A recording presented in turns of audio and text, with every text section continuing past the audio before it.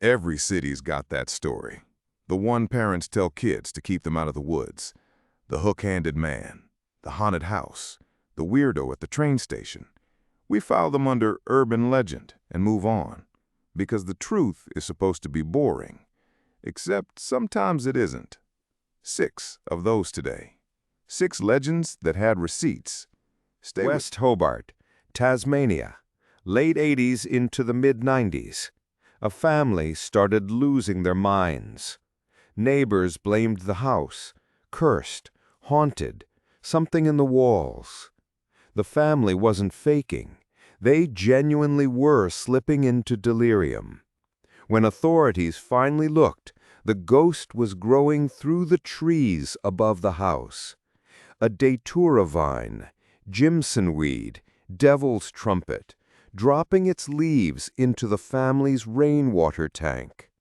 Every glass of water, every cup of tea, a microdose of one of the most powerful hallucinogens on Earth. Not a haunting, a poisoning, the slowest, quietest one you can imagine. Staten Island, the 70s, the boogeyman was called Cropsey. Hook for a hand, burns everywhere, a man who stole children. The hook was invented. The scars were invented. The disappearances were not. His name was Andre Rand, born 1944. In 1969, he was arrested for attempting to assault a child, and when he got out, the missing kid started. 5-year-old Alice Pereira vanished from a building lobby. Others followed. He was always nearby, walking with kids, buying them meals, never quite close enough to charge. The case that finally stuck was 12-year-old Jennifer Swire, 1988, 25 to life, locked up until 2037, if he lives that long. Kennebec Valley, Maine. 5,000 square miles of woods. Over 3 decades, more than 1,000 break-ins at lakeside cabins. Food, books, propane, all taken when nobody was home. They called him the North Pond Hermit. April 2013, an officer who'd made catching him his mission finally did. Christopher Thomas Knight. 20 years old when he walked into the woods. Walked back out in his 50s. Survived 20 below winters in a nylon tent. No doctor for 3 decades.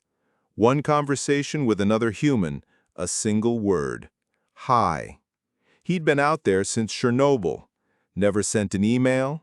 Didn't know what the internet was. Liverpool, the 80s and 90s. A rumor about a massive bodybuilder called Purple Aki. He'd roam the streets asking young muscular men if he could feel their muscles. It sounded like a joke, so people treated it like one. He was real. Akinwale Arobike, traveling the country by train with a plastic bag, asking strangers to let him feel their muscles. In 1986, 16-year-old Gary Keller ran from him onto the train tracks and was electrocuted on the rail. Convicted of involuntary manslaughter, he appealed, walked free, collected 35,000 pounds in compensation, and kept going, in and out of jail for decades. In 2023, video surfaced of him still doing it. The Freiburg Forest, Switzerland. Since the early 2000s, hikers kept reporting the same figure, about 6 feet tall, wearing a vintage gas mask, a boiler suit, and a cloak. Nobody ever got hurt. The figure just walked. They called him Le Loyon. For years, it was just talk.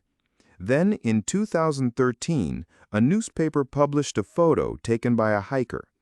Later that year, a set of clothes turned up in the woods with a note, a death certificate and will, accusing the press of killing a harmless creature by turning it into a spectacle.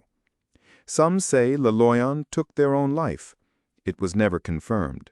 Nobody has ever seen that face. The DMV, D.C., Maryland, Northern Virginia, early 70s. A man in a bunny suit was haunting the suburbs, threatening kids with an axe. Here's what's actually true.